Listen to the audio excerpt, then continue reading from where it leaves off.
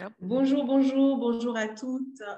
Je vous remercie encore une fois de nous rejoindre aujourd'hui pour cette nouvelle vidéo, un partage super inspirant, vraiment, je l'assure, que vous ne repartirez pas d'ici sans avoir pris quelque chose de bénéfique et de particulier pour votre vie. Donc, je suis ravie de vous retrouver pour cette nouvelle vidéo. Pour ceux qui ne me connaissent pas, je m'appelle Jessie. Je suis coach de vie et coach professionnel. Et aujourd'hui, j'ai vraiment le plaisir et l'honneur d'accueillir une invitée spéciale. Elle s'appelle Aline, alias Lady Lesty. Et elle va nous faire le plaisir de partager avec nous un témoignage riche qui, je pense, qui, je l'assure vraiment, va faire un bien à votre vie aujourd'hui. Donc, je vais la laisser se présenter à vous pour que vous en sachiez un peu plus, mais je pense que la plupart d'entre vous, vous la connaissez déjà. Donc, bienvenue, Aline. Merci, Jessie. Bonjour à tous les auditeurs et tous ceux qui nous regardent. Voilà, je te remercie beaucoup, Jessie, de m'avoir appelé pour que je puisse partager mon témoignage. Voilà, je suis vraiment reconnaissante. Et voilà, je vais me présenter rapidement. Je m'appelle Aline, c'est le nom que Dieu m'a donné. Et mon nom de scène, c'est Lady Lesty. Je suis une rappeuse des années 90. Et je pense que la plupart d'entre vous ont entendu la chanson Et si je t'avais dit combien je t'aimais, mon frère, et si on t'avait dit baisse pas les bras sur cette terre, voilà. Et voilà, j'écris d'autres chansons, mais c'est cette chanson qui m'a fait connaître du grand public. Donc, c'est pour ça que je me permets de vous la chanter vite fait. Donc, voilà, moi, je viens du monde. Je vais vous expliquer ce que veut dire le monde. Euh, et avant, je savais pas que je venais du monde, en fait. Avant, je vivais par mes propres forces, à savoir que, voilà, j'ai grandi dans une famille, euh, je dirais, dysfonctionnelle, parce que j'avais une maman très gentille, mais qui avait pas beaucoup de caractère, oui, qui avait pas un caractère très fort. Et j'avais un père, parce qu'il est décédé aujourd'hui, j'avais un père très narcissique, très imbu de sa personne, très me, myself and I. C'était lui et lui seul. Et j'ai grandi dans cette, oui, dans cette famille dysfonctionnelle, encore une fois, parce que mon père était alcoolique et violent. Et j'ai pas une enfance normale comme pas mal d'enfants, en fait. Je pense que j'ai grandi très vite. J'ai pas eu la chance d'avoir une vie insouciante d'enfant de 6 ans, parce que de 0 à 5 ans, j'ai vécu en Guadeloupe. Je suis guadeloupéenne et j'ai vécu chez ma grand-mère, chez mes deux grands-mères, en fait. Mes parents n'étaient pas mariés au début. Ils se sont rencontrés jeunes et voilà, ma maman habitait chez ma grand-mère et mon père habitait chez ma grand-mère paternelle. Et de temps en temps, je faisais le voyage entre les deux villages pour aller voir mes grand-mères respectives. Et c'est vrai qu'à cette époque, j'étais heureuse parce que j'avais la chance, j'étais enfant unique, j'étais la première enfant de la famille, tout le monde m'aimait, je vivais entre ma grand-mère maternelle, ma grand-mère paternelle, j'avais des oncles et des tantes. Donc, pour moi, c'était le bonheur. Je courais dans les plaines avec le soleil, les chèvres. Que demander de plus quand on est un enfant innocent? Et puis, très vite, mon papa est parti vivre en France parce qu'il avait la possibilité d'avoir un travail. Et donc, il a laissé ma maman en Guadeloupe. Et je crois qu'un an après son départ en France, il a fait venir ma maman. Donc moi, je suis restée seule en Guadeloupe. Et entre-temps, j'ai oublié de vous dire que j'ai eu un petit frère qui avait 1 an de moins que moi, qui s'appelle Rudy. Donc moi, je suis restée en Guadeloupe avec Rudy et mon petit frère. Je suis restée en Guadeloupe avec. Pardonnez-moi, j'ai fait une erreur. Quand mon père est parti habiter en France, moi j'avais déjà deux petits frères. J'avais Rudy qui avait 1 an de moins que moi et Johnny. ils étaient petits. Hein. Moi, j'avais 5 ans, donc Rudy devait avoir 4 ans et Johnny devait avoir 2 ans. Et donc, on est restés, les 3 enfants, vivre avec nos grands-parents, parce que nos parents sont partis vivre en France. Et malgré tout, ben, j'ai continué à vivre. Et puis, vous savez, quand on voit pas, quand on est enfant et qu'on voit pas ses parents, ben, on les oublie. Parce que notre mémoire se souvient des gens qu'on voit au jour le jour, en fait. Et puis, quand j'ai eu 5 ans, donc, on nous a dit que notre père et notre mère nous voulaient qu'on aille en France. Donc, j'ai pris l'avion avec mon petit frère Rudy. À 5 ans, c'était assez impressionnant de partir comme ça dans un nouvel endroit, dans un nouveau contexte de vie, dans une nouvelle atmosphère. Pour nous, en tout cas, on a été arrachés, en fait. On a eu oui, on a eu on nous a arrachés à la culture dans laquelle on venait et on nous a transportés dans une autre culture, la France, bâtiments. Il n'y avait plus les plaines de la Guadeloupe, il n'y avait plus les chèvres, il n'y avait plus le soleil, il n'y avait plus les cocotiers, il n'y avait plus la mer. Et Le voilà, décor avait changé. Ouais, les choses avaient changé. Bon, mais en tout cas, on s'est quand même adapté comme on a pu. Mais étant la plus vieille, donc j'avais 5 ans, 6 ans, j'ai remarqué très vite qu'il y avait quelque chose qui ne fonctionnait pas entre mes parents, en fait. Qu'ils n'arrivaient pas à s'entendre et que dès que mon père travaillait, hein, il a beaucoup travaillé, et ma mère était au début femme au foyer, mais dès que c'était le week-end et qu'il sortait le vendredi soir, on ne le voyait que le samedi soir, mais il avait complètement changé, en fait. Il rentrait ivre. Et quand il rentrait ivre, c'était devenu une autre personne, en fait. Il était violent, il criait sur ma mère, il allait jusqu'à l'insulter, comme ça, pour rien. Hein. Admettons qu'elle ait fait à manger et que ça ne lui plaisait pas.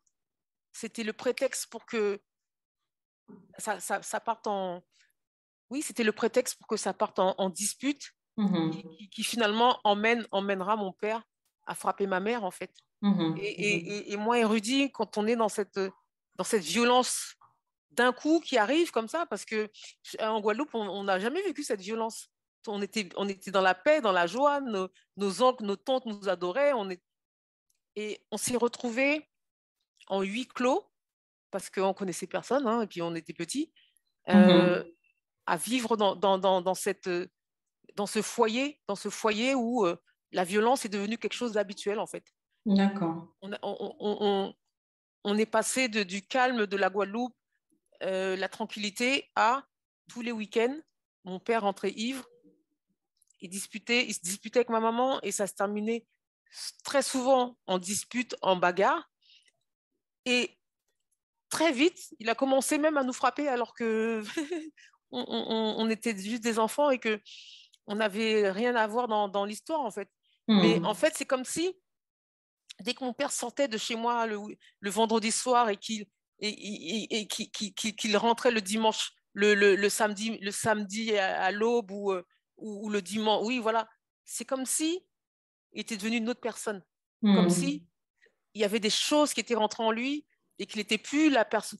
Bon, quand il n'était pas il, c'était un homme normal, voilà, bon, c'était pas le père idéal, mais en tout cas, cette violence-là, il la montrait pas, en fait. Et j'ai dû vivre comme ça euh, de, de, de 5 ans jusqu'à 17 ans, en fait. Et on a très vite déménagé parce que on vivait à 5 dans un petit appartement. On habitait à Levallois-Perret, donc on a déménagé à Villiers-le-Bel dans le 95. Et puis ma petite sœur est née, donc on était 4 enfants. Et elle, quand elle est née, très vite, elle a aussi connu cette violence, en fait. Et c'était devenu habituel pour nous. C'était notre quotidien, en fait. On ne savait pas que bah, c'est pas normal, en fait, de vivre comme ça. Et je ne comprenais pas pourquoi on devait subir ça. Et comme j'étais l'aînée, souvent, quand il nous demandait de venir avec lui acheter de l'alcool ou... oui, il voulait très souvent le soir, quand il était ivre, il rentrait ivre et il voulait encore boire. Et il avait besoin d'un de ses enfants pour aller acheter de l'alcool. Donc, évidemment, moi, en tant qu'aîné, je ne voyais pas mon petit frère aller avec lui ou ma petite sœur.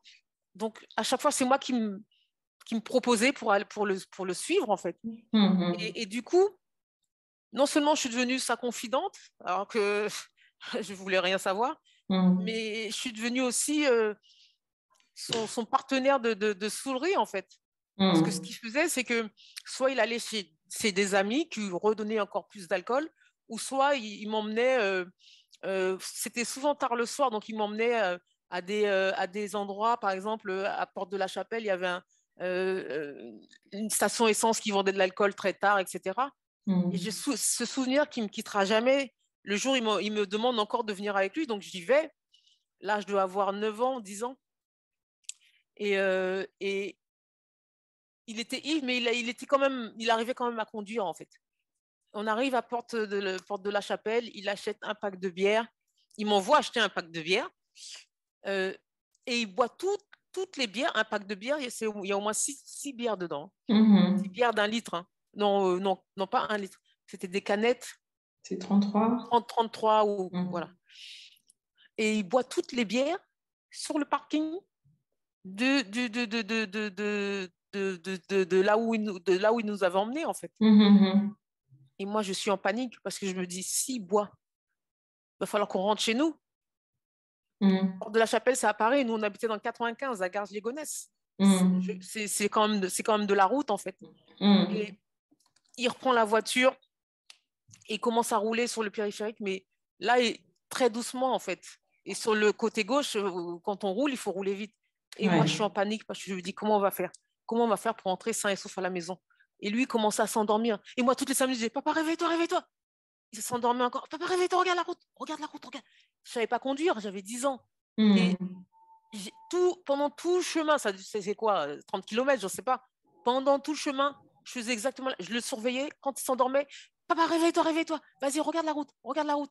Donc, du coup, je l'ai fait se mettre sur la droite. Comme ça, on ne gêne pas les autres voitures. Et on a roulé peut-être comme des tortues, je ne sais plus. Et on est enfin arrivé chez nous. Mais je ne sais pas. À l'époque, je connaissais pas Dieu. Mais pendant tout ce temps, Dieu veillait sur nous. Parce que mon père était plus que ivre. Parce que déjà, il était parti ivre. Il a bu au moins, allez, on va dire 5 bouteilles de 33 centilitres. Et après, il a reconduit la voiture. Donc, et j'ai vécu dans ce stress, en fait. Parce que souvent, les week-ends, je me souviens, c'était toujours à partir du vendredi soir, il sortait du travail. Il travaillait la nuit et il sortait du travail à midi. Et déjà, à midi, il avait déjà bu un peu à son travail. Déjà, à midi, il commençait déjà. Moi, j'étais à l'école, donc je ne le voyais pas. Et c'était vers 4h, 4h30 quand je sortais de l'école, je le voyais déjà. Il me disait, bon, viens, on va se promener, viens, on fait ci, viens, on fait ça. Donc, je vivais dans ce stress permanent, en fait. Et on a continué à grandir comme ça, avec ce père qui ne faisait pas attention à sa femme, qui ne faisait pas attention à ses enfants, qui n'éduquait pas ses enfants, qui nous considérait comme des serviteurs, en fait. On n'était pas ses enfants, en fait. C'était juste des personnes, va laver ma voiture, viens, on va acheter de la bière, prends-moi ça, fais ci. Il ne nous a jamais montré de l'amour, de la tendresse. Il n'a jamais eu des gestes tendres. Et du coup, ma mère aussi, parce que il y a une parole dans la Bible qui dit qu'on ne peut pas donner ce qu'on n'a pas reçu, en fait. Mais moi, je ne voyais pas ça à l'époque. Je voyais juste que mes parents ne montraient pas de gestes d'affection et ne nous disaient jamais qu'ils nous aimaient. Et nous, finalement, nous, les enfants, on reproduisait aussi comment ils vivaient nos parents. Bon, c'est vrai qu'on était tous les 4, on vivait la même galère. Donc, bien sûr, dans nos gestes et dans notre manière de faire, on savait qu'on s'aimait, on était solidaires. Mais le mot je t'aime, jamais c'est sorti de ma bouche, quoi. Je savais même pas ce que c'était. J'ai jamais entendu ça. Peut-être une fois quand il était ivre, il disait en créole, ouais, mais vous savez que je vous aime. Et moi, j'étais là, ouais, c'est comme ça que tu montres que tu nous aimes, toi. Et en fait, j'étais devenue très dure. Dès 10 ans, dès 11 ans, 12 ans, j'étais dure, en fait. parce qu'il fallait aussi que je me protège, parce que en fait, j'étais la première personne qui vivait tout ce qu'il vivait. Dès qu'il partait en mission alcool, ben, c'est moi qui y allais, parce que je ne voulais pas que mes petits frères et sœurs ils vivent ça. Donc, pour me protéger, et puis il me disait des choses qu'un enfant de 11 ans, 12 ans, 13 ans n'a pas besoin de savoir. Ouais. Il faut savoir que mon père c'était un beau gosse, et il avait différentes maîtresses. Il le disait bien à ma mère. Hein. Et en fait, avec le temps, je me suis dit, mais comment ma mère, en tant que femme, a pu accepter toutes ces choses, a pu accepter le fait que mon père la rabaisse quand il était énervé, il la rabaissait, il lui disait des choses méchantes. Et je ne comprenais pas pourquoi elle est restée là, en fait. Pourquoi elle ne partait pas, pourquoi elle ne nous prenait pas ses 4 enfants, qu'elle ne partait pas, qu'elle fasse une autre vie sans lui, en fait. Et moi, je me souviens, à 12 ans, je lui dis, mais dans ma tête, je me dis, mais maman, quand tu restes là, vas-y, viens, on part. Ça ne sert à rien qu'on soit avec lui.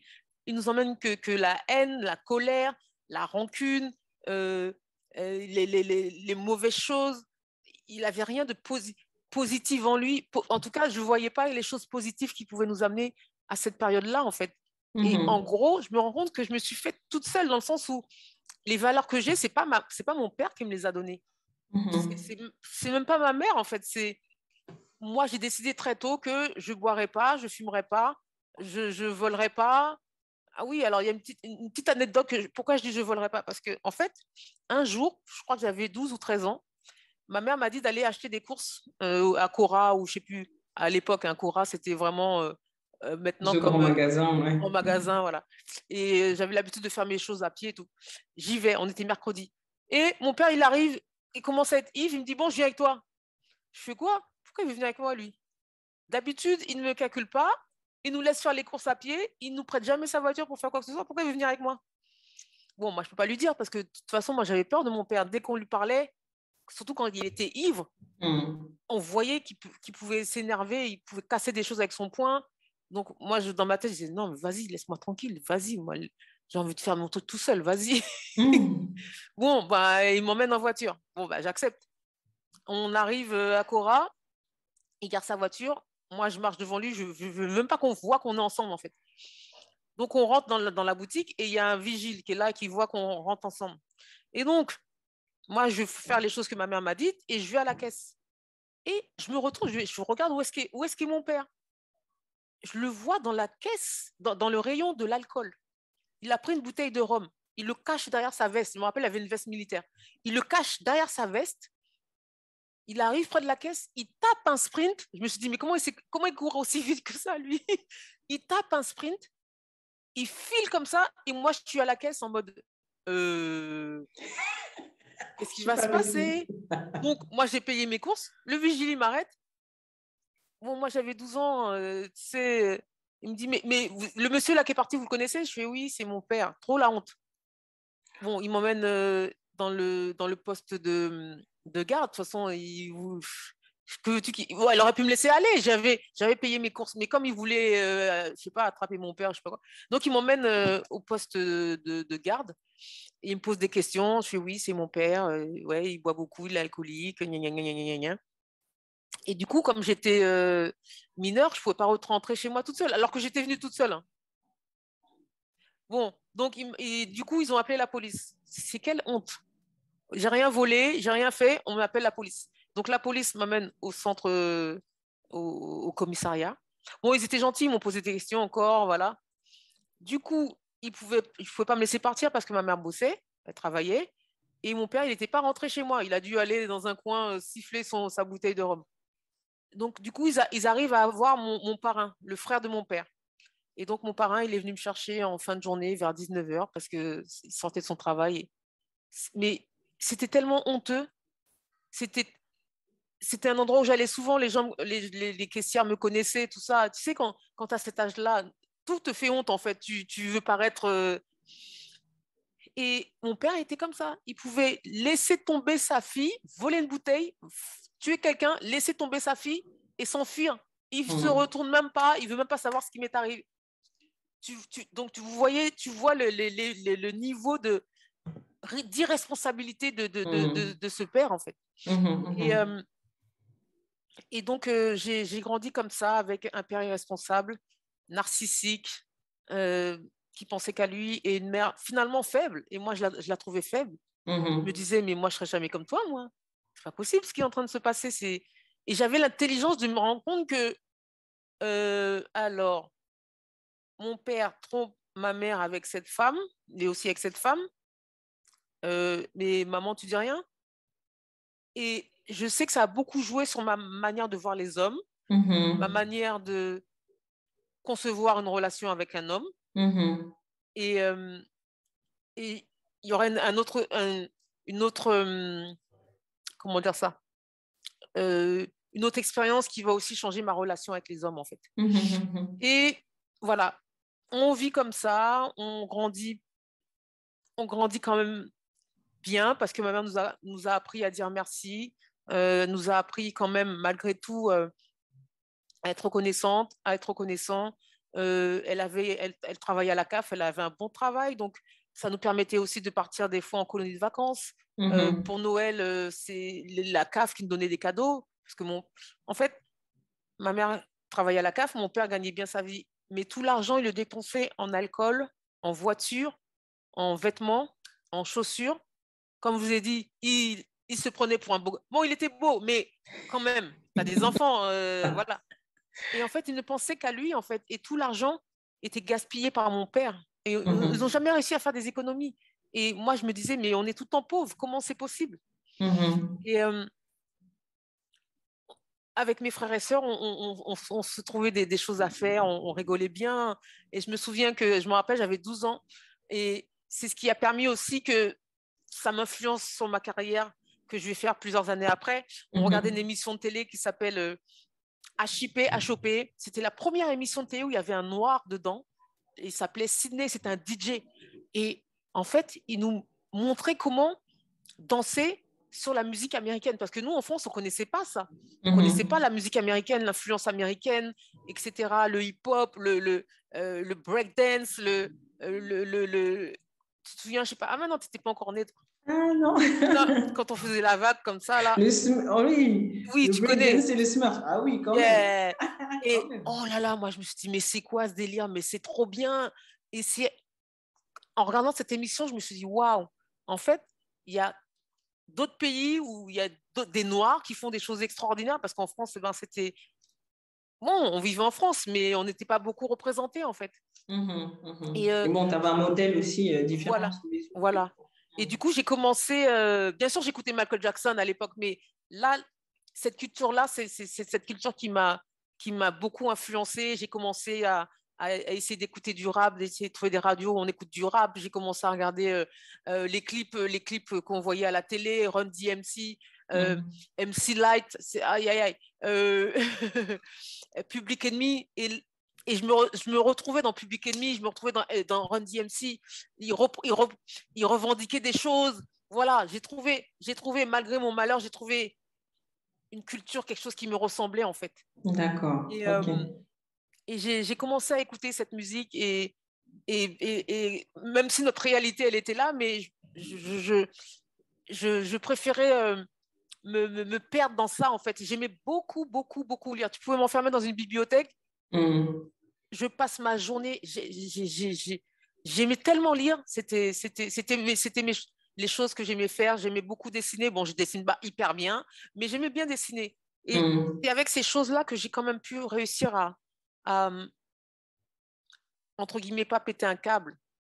C'était un autre monde, en fait, pour toi, du coup, que tu recréais finalement avec tout ce qui te faisait du bien, comme ça. C'était ton monde, en fait. Oui, c'était mon monde.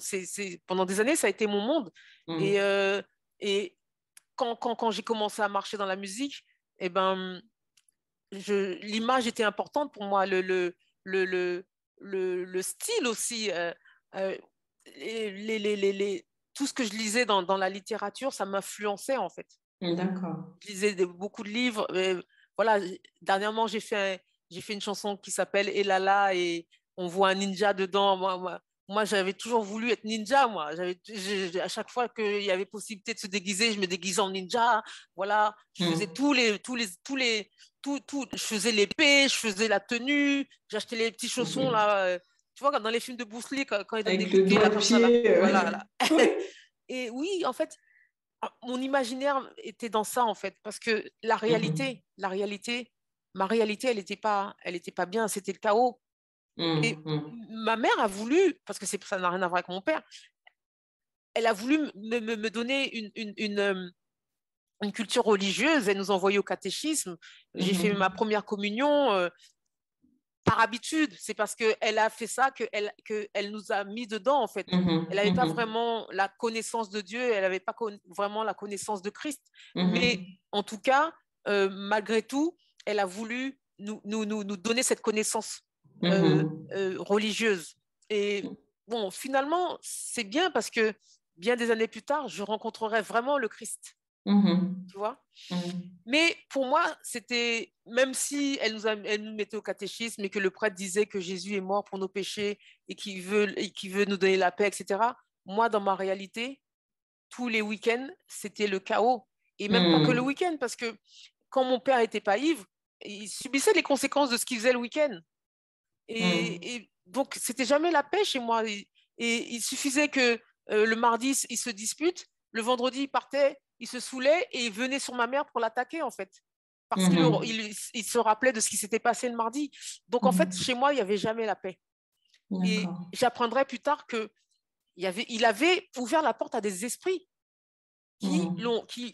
à travers la sorcellerie, à travers tout ce qu'il faisait. Il trompait ma mère, donc il trompait ma mère, il couchait avec des jeunes filles.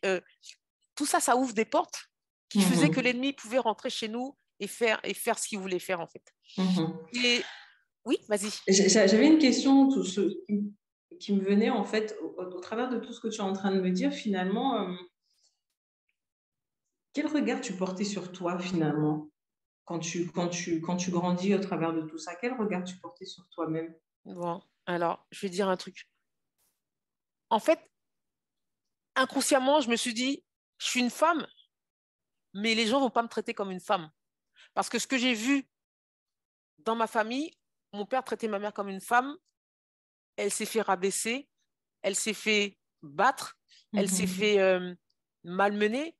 Moi, là, comment tu me vois, je suis une femme, je respecte ça. Mais personne ne va me traiter comme une femme, en fait. Et c'est vrai que pendant longtemps, et même quand j'ai commencé à faire mon chemin dans le rap, oui, j'étais femme, oui, j'étais féminine, j'étais coquette et tout, mais hey, les gars, vous n'allez pas me traiter comme une femme. Parce que ce que j'ai vécu chez moi, c'est pire que ce qu'il y a dans le milieu hip-hop. Donc, en fait, pendant des années, hein, c'est pas que, enfin, ça va être peut-être bizarre à dire, oui, j'étais une femme, mais dans mon cœur, j'étais un homme, en fait.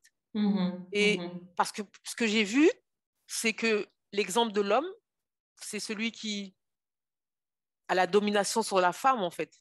Et même après, même dans ma relation avec l'homme que je vais rencontrer ou les hommes que j'ai côtoyés, j'aurais bien fait comprendre que si jamais ils avaient l'audace de lever la main sur moi, on va se battre. Je vais pas me laisser frapper. Toi, tu vas te battre avec moi. Et c'est parce que j'ai vécu dans cette violence de tous les jours, en fait. Et toute ma vie, je me suis dit, si j'étais plus forte, plus grande, j'aurais frappé mon père parce qu'il n'a pas le droit de nous frapper, il n'a pas le droit de frapper ma mère. Et ensuite, quand j'ai grandi, je me suis dit, il n'y a même pas un homme que j'ai rencontré qui va avoir l'audace de lever la main sur moi. Et ça s'est jamais passé. Jamais de ma vie. Aucun homme n'a voulu. Et même s'il avait essayé, moi je ne suis pas bien grande, hein, je fais 1m60. Mais c'est comme si cette fureur-là, cette colère que j'ai mûrie pendant des années contre mon père, contre sa manière d'agir, contre le non-respect de la femme, contre le non-respect des enfants. Nous, on a vécu des souffrances qu'on ne devait même pas vivre, en fait. C'était de l'injustice, en fait. Et tout ça là faisait que, bon, j'aime bien mon monde imaginaire, hein, mais c'est comme si c'était une armure qui me faisait plus grande, en fait. Moi, avec mes 1m60, la colère, la fureur, la haine, les injustices, la rancune, eh ben, c'était comme si ça faisait, il y avait moi et ça faisait une espèce d'aura plus grand que moi, en fait. Et si jamais quelqu'un venait en mode hostile, cette aura-là, c'est ça qu'attaquait les gens, en fait. D'accord. Et c'est vrai que dans tout mon parcours dans le monde hip-hop, personne n'a jamais... C'est comme s'il le sentait, en fait. Personne n'a jamais osé faire quoi que ce soit. Euh, Quand tu vas me voir en vrai, je suis pas bien grande, je fais 1m60. Mais à l'époque, là, essaie de m'attaquer. Tu arrives en mode hostile. Je ne sais pas d'où je prenais la force, mais fallait pas, en fait. Et maintenant que je marche avec Christ, il me dit, bon, ma fille, bon, déjà, tu es ma fille, mais tous ces carapaces, il faut que je te les enlève, en fait. Et c'est ce qu'il a fait petit à petit. Il m'a enlevé ces carapaces. Il m'a enlevé le... Mais c'est vrai il y a des choses qui sont encore là. Et dès que quelqu'un vient en mode hostile, bah, il y a la guerrière qui est là et qui... Donc c'est vrai que, voilà, je me suis construite avec ce que j'avais, en fait. Et ce que j'avais, c'était... Bah, il fallait se défendre. Il fallait trouver des moyens de se défendre. Même contre mon père. Parce que quand j'ai eu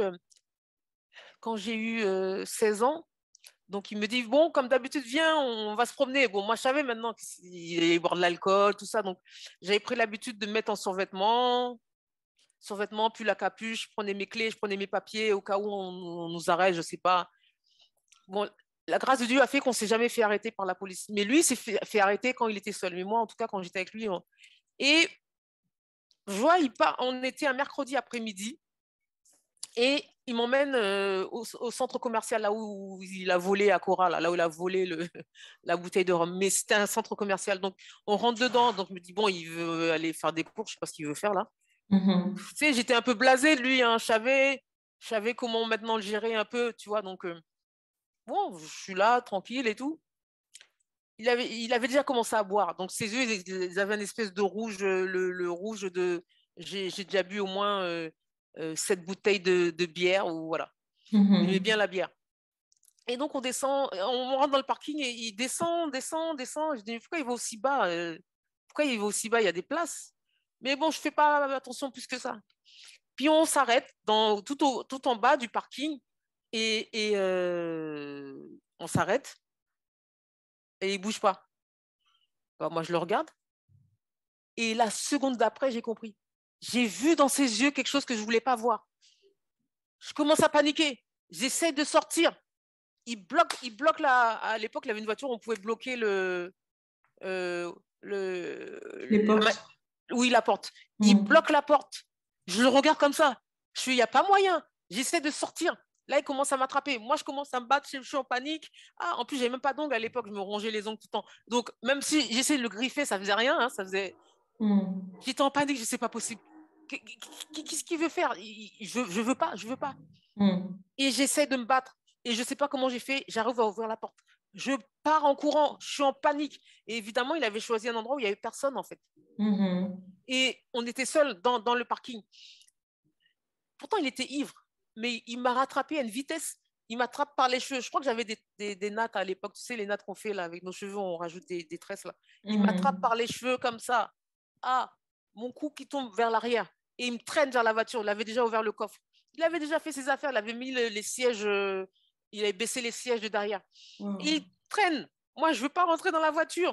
Je me bats comme je peux. Voilà, moi, je fais 1m60. Lui, il est un peu plus grand que moi. Il fait de la muscu. À l'époque, en plus, il faisait de la muscu et il prenait les piqûres qu'ils ont là, les musculeux, là, les stéroïdes. Donc, il était costaud comme ça, balèze comme ça. Il avait 30 ans, il était en pleine forme, en fait. Et moi, je sais ce qu'il veut faire. Je veux pas être je veux pas être là. Et il me pousse dans la voiture. Et moi, je commence à lui donner des... Là, j'ai pas calculé mon père, pas mon père. Moi, ce que je voulais faire, c'était m'enfuir. Je commence à donner des coups de pied. Je le tabassais, il me tabassait aussi. Hein. Franchement, je me suis mangé des coups. Mais c'était pas grave. Moi, je voulais m'enfuir de la voiture. À un moment donné, il me bloque comme ça. Je suis allongée sur le dos et je le regarde dans les yeux. J'ai pas parlé, mais mes yeux disaient, papa, fais pas ça. Il a regardé 30 secondes. J'ai vu qu'il avait compris, mais c'est pas grave. Il a continué. Et en fait, j'ai arrêté de me battre, en fait. J'ai arrêté de me battre. Et à ce moment-là, c'est comme si mon esprit, il était parti de mon corps. Je ne voulais pas être là pour ce qu'il allait faire. Je voulais pas que mon corps ressente ce qu'il allait faire. Et il a fait ce qu'il a fait. En fait, il m'a violée. J'étais vierge. J'avais connu aucun homme, en fait. Et il a fait ce qu'il avait à faire. Et en fait, c'est comme si, c'est pas comme si, c'est je n'étais pas là. Et une fois qu'il a fini ce qu'il a fait, il se rhabille. Et en fait, moi, je pleure pas. En fait, on a même les pleurs, on connaît plus, en fait. Parce que toutes les fois, on nous a frappé. Au bout d'un moment, il veut nous frapper. Vas-y, frappe, fais ce que tu as à faire. Et puis, on repartait jouer, en fait. Donc, même ça, le sentiment naturel de pleurer, même ça, c'était plus en moi, en fait. Donc, quand il a fait cette chose immonde, c'est là que je me suis dit, j'ai perdu mon père. Je connaissais mon père, depuis 5 ans, il faisait n'importe quoi, il est responsable. Mais à partir du moment où il a fait ce geste-là, j'ai perdu mon père, en fait. Et on rentre, il se rhabille, moi je remets mon jean. Et je suis pas là. Je fais les choses automatiquement, mais je suis pas là. Et puis il me dit, on monte dans la voiture, il parle de tout et de rien, là, là, là, là, là. Et puis il me dit, ouais, mais en fait, c'est mieux que ce soit moi qui te l'ai fait, parce que si c'était quelqu'un d'autre, il t'aurait fait mal. Comment te dire? Et c'est pour te dire à quel point il était responsable, c'est que il s'est même, en fait, il pensait qu'à ses besoins à lui. Il ne voyait pas qu'en face de lui, il y avait sa petite fille. J'avais que 16 ans, hein. J'avais pas 25 ans. Et que, à partir du moment où il a fait ce geste-là, il avait tué mon âme, en fait. Et voilà, pendant 1 an, mon but à moi, c'était de ne pas me faire violer tous les jours. Parce qu'il a fait une fois, il a voulu refaire. Il prenait toutes les occasions pour m'emmener. Des fois, j'arrivais à m'échapper. Des fois, j'y arrivais pas. Et en fait, je voulais pas être sa victime. Même quand les fois il arrivait, bon, d'une fois je pleurais. J'ai jamais pleuré, en fait, parce que je m'étais dit que si jamais je pleurais, j'arriverais plus jamais à me relever, hein. Et que mon combat, c'était de se battre contre lui pour pas qu'il arrive à faire ce qu'il veut faire. Et dans tout ça, ma mère, elle voyait rien. Elle était dans une bulle. Elle était. Hein, il y a une expérience que je lui ai partagée. C'est tellement horrible. Donc, il m'emmène un jour, un soir, il faisait nuit. Voilà, soi-disant, on va se promener encore, ivre. Et moi, c'était l'hiver, donc il faisait froid.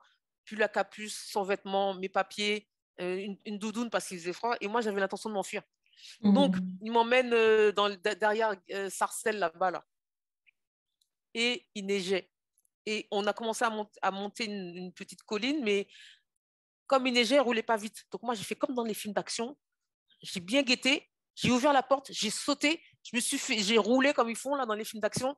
J'ai commencé à courir de l'autre sens. Parce que lui, c'était juste en sens, on montait s'il ne pouvait pas faire demi-tour, en fait. J'ai commencé à courir de l'autre sens. Pendant le trajet, je regardais où est-ce qu'on allait pour que je puisse retourner. Je suis partie en courant. Comme quand je courais là, en ninja là. Je partais comme ça. Et je regardais les panneaux, je me dirigeais, jusqu'à ce que j'arrive chez moi. Donc, nous, on habitait à Garges-les-Gonesse, lui, il m'emmenait à Sarcelles. On était dans les bois de Sarcelles après Sarcelles. Je suis arrivée là-bas, mon cœur battait, mais tu sais même pas comment Mais j'étais heureuse. J'étais heureuse parce que j'avais réussi à m'enfuir.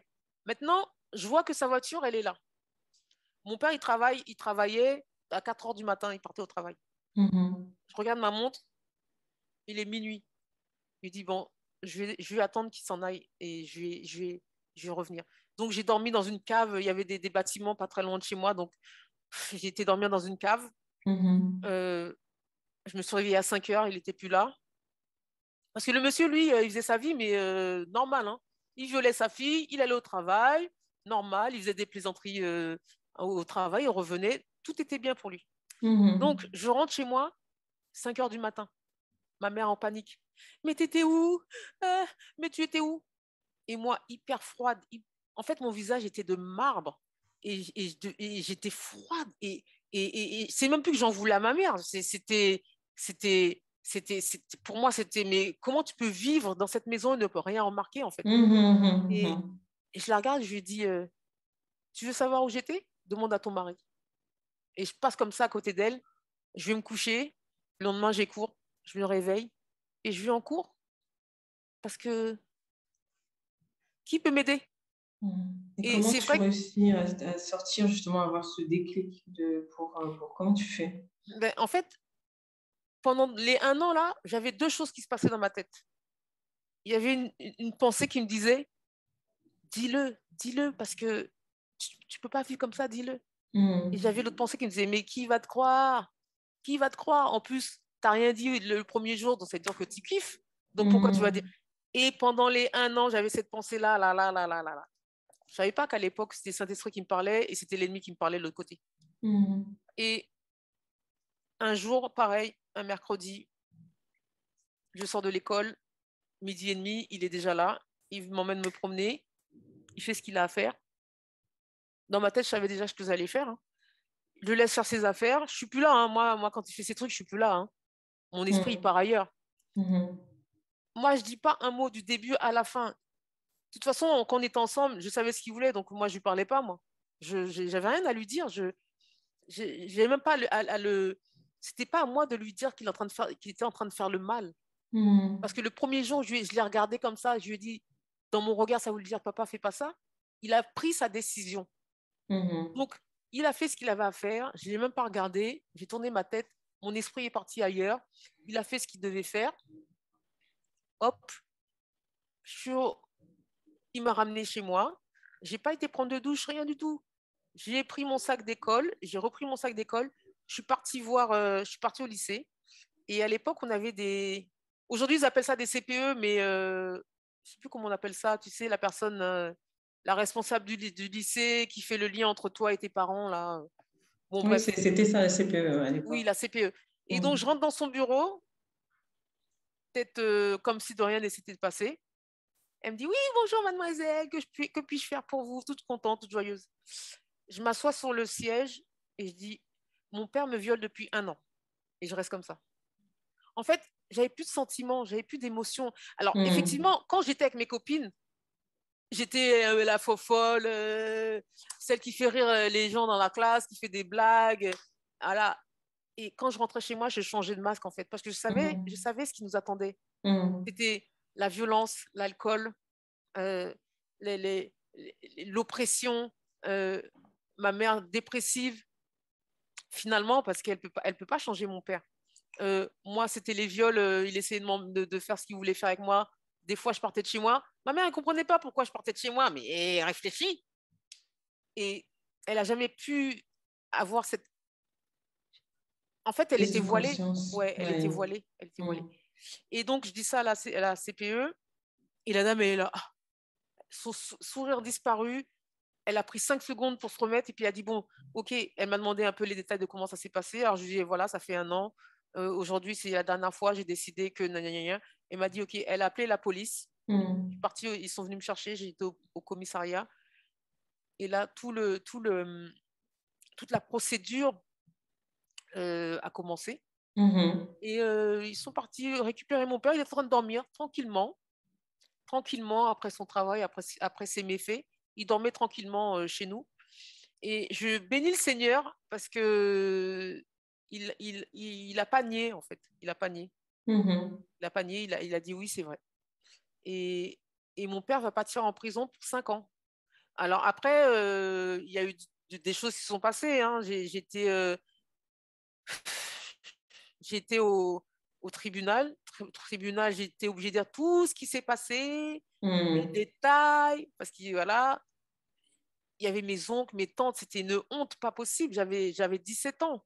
Mais il fallait que je le fasse parce que j'avais besoin d'être libérée. J'avais besoin d'être libérée parce que ça se trouve, si j'avais rien dit, jusqu'à 18 ans, 19 ans, je sais pas moi, jusqu'à quand. Il aimait bien les jeunes filles, lui. Hein. Il couchait avec des jeunes filles, il leur donnait des jeans et puis leur achetait des choses et puis il couchait avec elle, en fait. Mhm. Donc, déjà, un an, ça m'a détruite. T'imagines, ça aurait duré 2, 3, 4, 5 ans. Qu'est-ce que je Mhm. serais devenue? Et est-ce que tu penses que tu as trouvé un soutien enfin, en tout cas, quand tu as fait tout ce travail-là et que ça aboutit à ce qu'il aille en prison, euh, qu'est-ce que tu as eu à ce moment-là qui t'a permis de tenir en Ben, en tout cas, c'est pas le soutien de ma maman. fait? Mhm. Parce que même après ça, elle est venue me voir en mode mais c'est vrai ce qu'il t'a fait? Je la regarde comme ça, mais je me dis, mais elle est sérieuse, cette dame? Est- En quoi ça. Pourquoi j'irais dire des choses qui sont pas vraies? Mhm.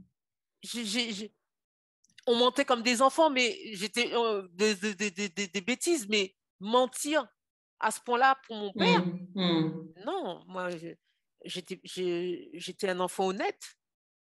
Je l'ai regardé comme ça, j'ai même pas répondu. Tellement la question, elle était débile, en fait. Mhm. Excuse-moi Mhm. du terme, mais. Et c'est vrai qu'à l'époque, moi, je détestais ma mère, hein.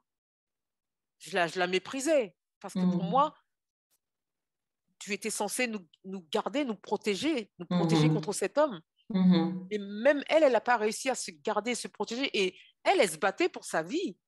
Ouais. Une fois elle a dû sauter on habitait dans un pavillon. Elle a dû sauter, donc ça faisait le premier étage. Elle a dû sauter de l'étage parce que mon père, il arrivait avec furie pour la frapper. Elle a préféré sauter. Elle a eu les deux, comment on appelle ça, là, les chevilles, là, les deux, Les euh, talons? voilà, les deux talons cassés. Mhm. Fauteuil roulant pendant 6 mois. Donc Mhm. elle devait se battre pour sa life, elle Mhm. devait se battre pour sa vie. Et en plus, elle avait 4 enfants à gérer. Mhm. Et heureusement, quand même, on se débrouillait tout seul. Mes parents ne m'ont jamais aidé, hein, pour l'école, pour quoi que ce soit.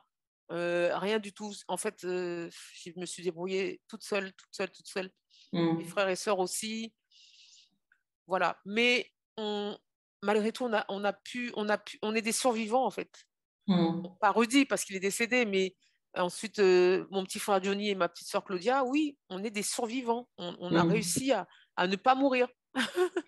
Après, c'est vrai que ça me fait penser qu'effectivement, enfin, vous avez été doté d'un instinct de survie incroyable, en fait, Incroyable, finalement, malgré incroyable. tout ça. Et en même temps, pour pour tes frères et ta sœur à l'époque, du coup, qui les protégeaient, pour toi qui les protégeais quelque part, c'était aussi une façon pour eux de pouvoir s'accrocher, en fait, d'avoir quelqu'un comme toi qui portait sur tes épaules un poids qui t'était pas destiné, hein, Mm, normalement. Mais mm. finalement, c'était aussi une force, eux, de pouvoir avoir cette grande sœur qui les protège et qui finalement prend la place de celle que toi, tu attendais vis-à-vis de ta maman, par exemple, ou de ton père. Oui, j'imagine.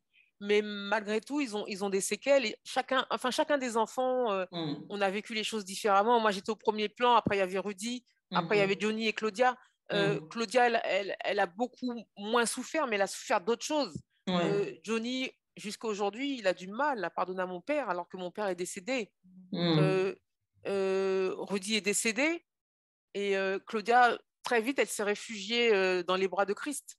Donc, on a tous vécu, on a tous vécu ces choses d'une manière différente. Et quand tu es au premier hum, plan, évidemment, t'as pas les mêmes.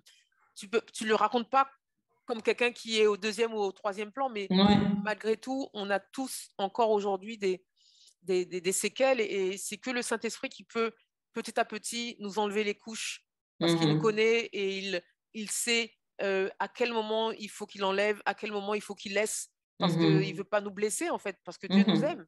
Dieu nous aime. hum, hum, hum. Waouh, c'est super impactant ce que tu nous partages là.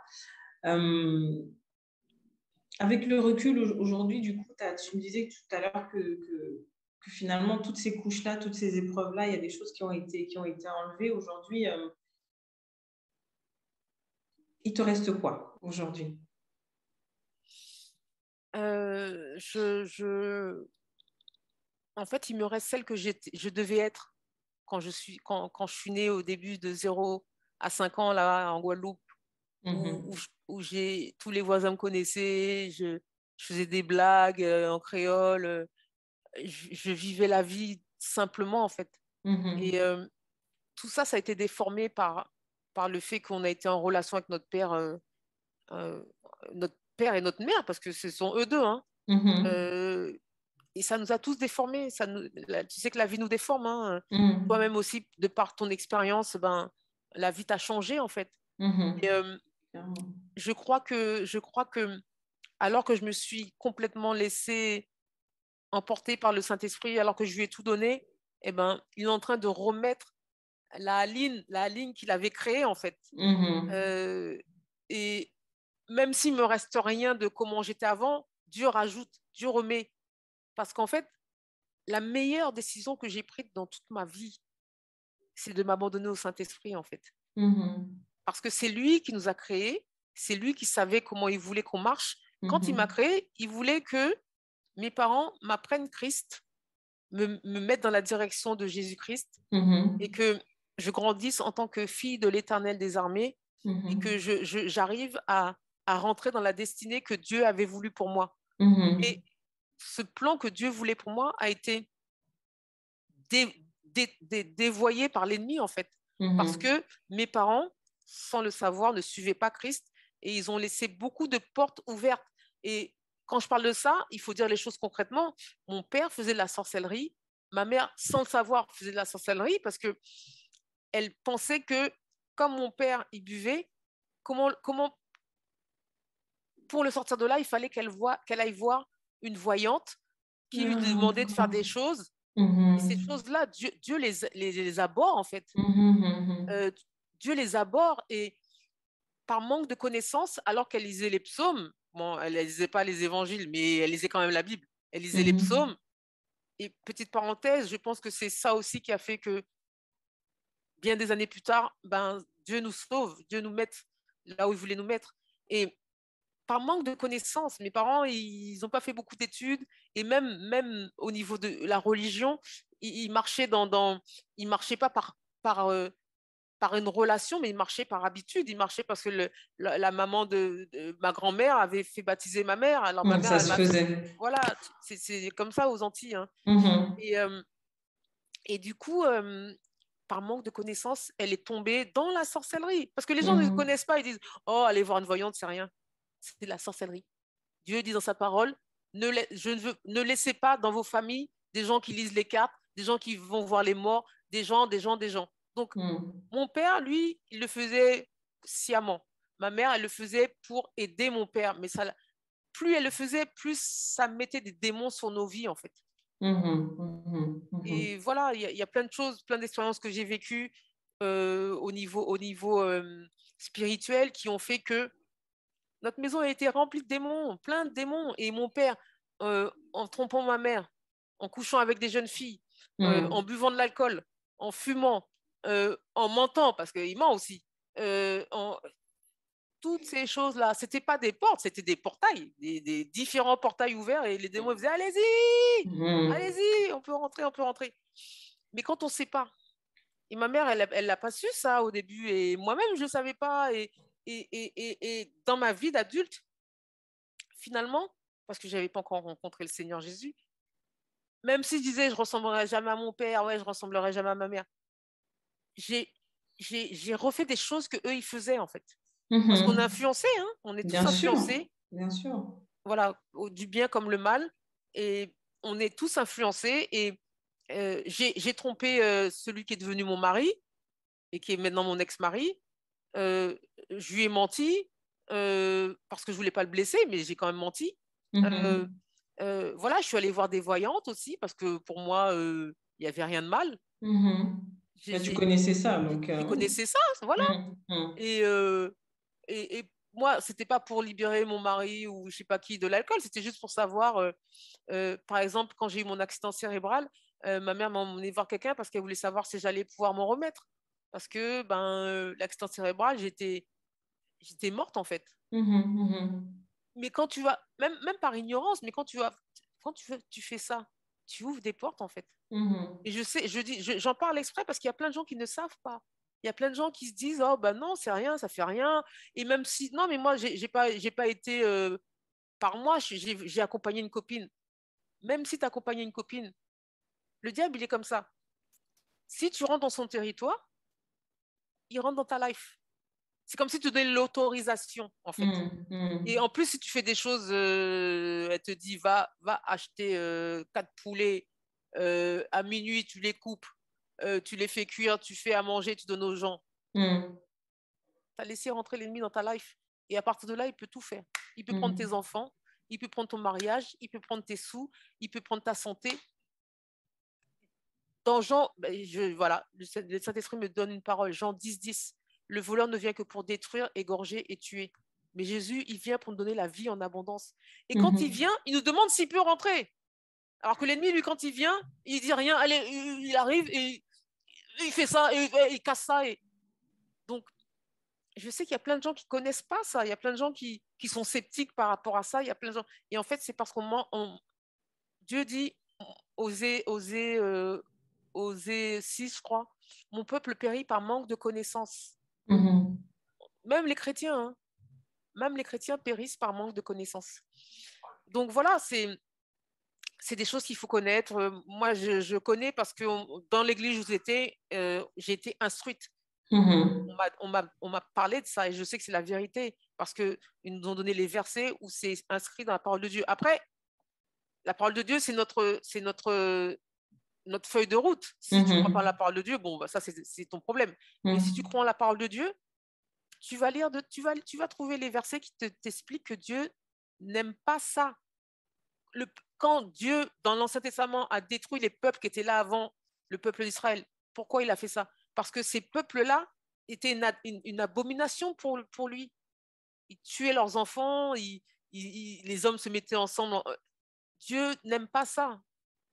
Jésus est venu, oui, et il nous a libérés de tout ça, mais Jésus non plus n'aime pas ça. Bien sûr, on marche dans la grâce.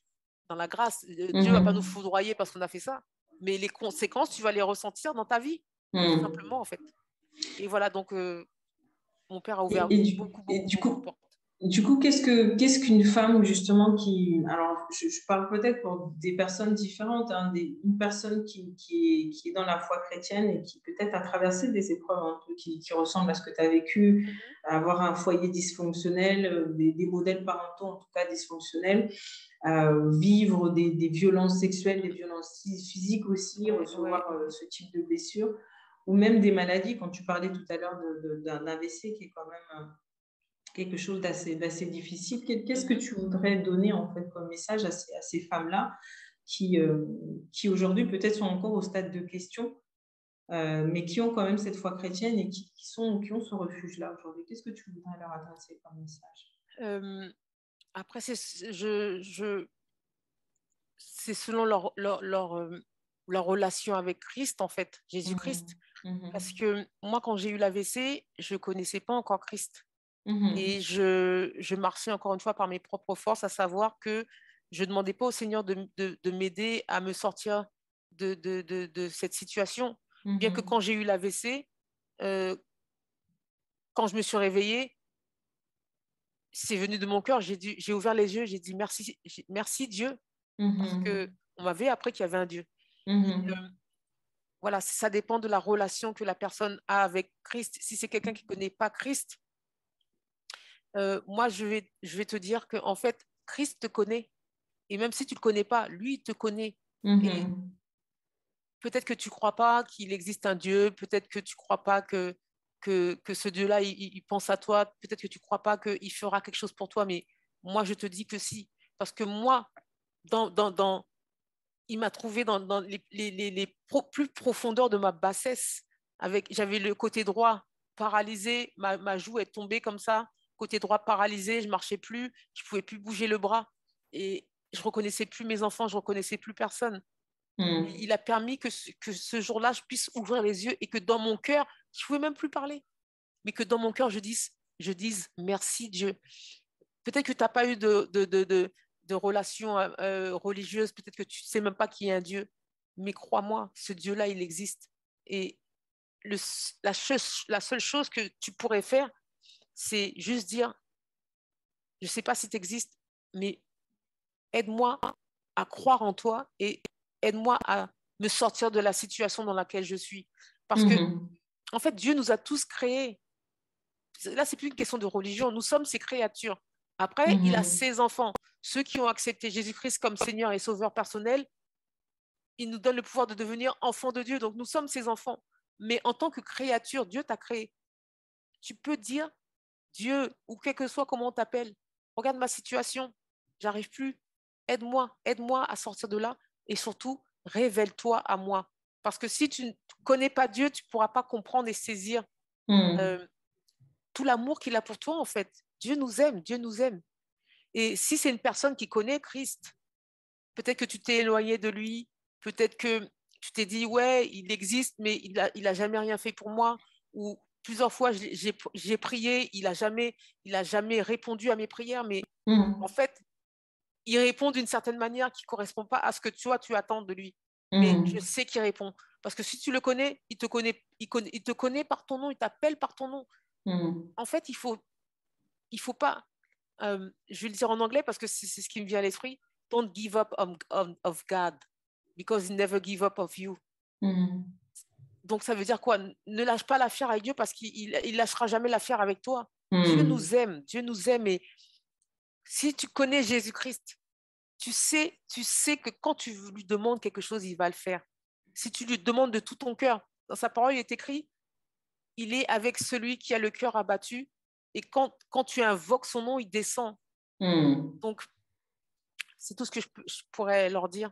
Ok. En tout cas, merci pour le partage. Et c'est une forme d'encouragement, d'espoir, en fait, que de dire à ces personnes qui passent par des moments difficiles comme ça, où justement, parfois, l'impression d'être seule, en fait, alors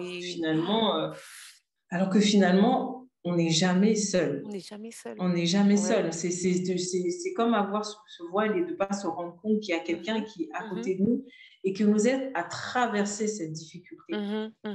Certes, elle n'est pas forcément résolue de la manière dont on aimerait, nous, sur Exactement, le moment, c'est ça. Mais en fait, on traverse.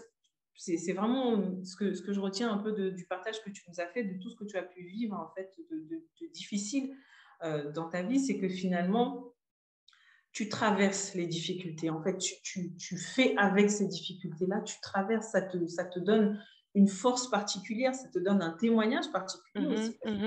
C'est ça qui fait qu'aujourd'hui, on se retrouve à pouvoir échanger. C'est un témoignage, finalement. Et justement, c'est un encouragement pour ces personnes qui traversent ces difficultés de pouvoir ouvrir la bouche et ouvrir l'esprit, de se dire, il y a peut-être quelque chose que je ne saisis pas, mais j'ai besoin d'aide là maintenant. J'ouvre ma bouche pour dire, si tu es là, aide-moi. Si tu es là, aide-moi, parce que j'ai besoin, en fait, de sortir de cette situation. J'ai besoin de me raccrocher à cet espoir, en fait, que tu m'entends et que tu vas m'aider à traverser. C'est là où les choses vont se mettre en route, de croire vraiment que cette solution d'espoir est juste à côté. Amen. Vraiment juste à côté. Donc, merci vraiment, Aline, pour le partage. Merci à toi, Jessie. Vraiment, merci à toi d'avoir écouté le Saint-Esprit, parce que quand tu m'as dit qu'il t'a dit d'appeler Lady Leslie, tu t'es dit, je ne la connais pas. Pourquoi elle me rappellerait? Clairement. Mais en fait, comme on le disait tout à l'heure, Dieu est avec tout le monde, en fait.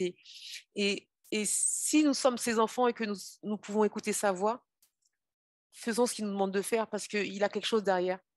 Et Jésus aime l'obéissance, il aime les enfants obéissants. Et voilà, donc c'est grâce à ton obéissance, Jessie, que nous avons pu non seulement nous connecter, tu es une femme extraordinaire, et ensuite de pouvoir partager ça avec les auditeurs et ceux qui nous regardent. Et je prie vraiment que le Seigneur, que tu connaisses Dieu, que tu ne connaisses pas, qu'il puisse, à partir de ce témoignage, changer ta vie, que à partir de ce témoignage et toutes les questions qu'elle m'a posées, Jessie, que tu puisses te rendre compte que Dieu est réel, Dieu est vivant et il nous aime et il veut qu'on le connaisse, en fait. Il veut qu'on puisse se rendre compte qu'il n'est pas si lointain que ça. On a toujours, enfin en tout cas pas les chrétiens, mais ceux qui ne sont pas chrétiens, toujours tendance à penser que Dieu est lointain, c'est un Dieu, il est là-haut dans son ciel et il ne calcule pas, mais il est dans tous tes détails, tous tes détails. Et je prie vraiment que tu sois chrétien et que tu connaisses Jésus-Christ ou que tu sois non-chrétien, musulman, bouddhiste, je ne sais pas quoi, que tu puisses te rendre compte que Dieu est vivant, réel, et il veut juste que tu puisses faire le pas de le laisser rentrer dans ta vie, tout simplement. Voilà. Merveilleux. Merci vraiment pour ce super partage. J'espère vraiment que vous aurez été touchés, que vous aurez été impactés par ce témoignage et par ces échanges, et que quelque part, la lumière sera faite sur les questions que vous posez, la lumière sera faite sur le moment précis où vous choisissez ou pas d'ouvrir votre cœur et d'accueillir les choses différemment pour que votre vie prenne une autre tournure. Amen, amen, amen. Voilà, donc merci encore une fois Aline. Et, avec plaisir. Oui, à très bientôt, Très bientôt. pour un partage. Au revoir. Au revoir.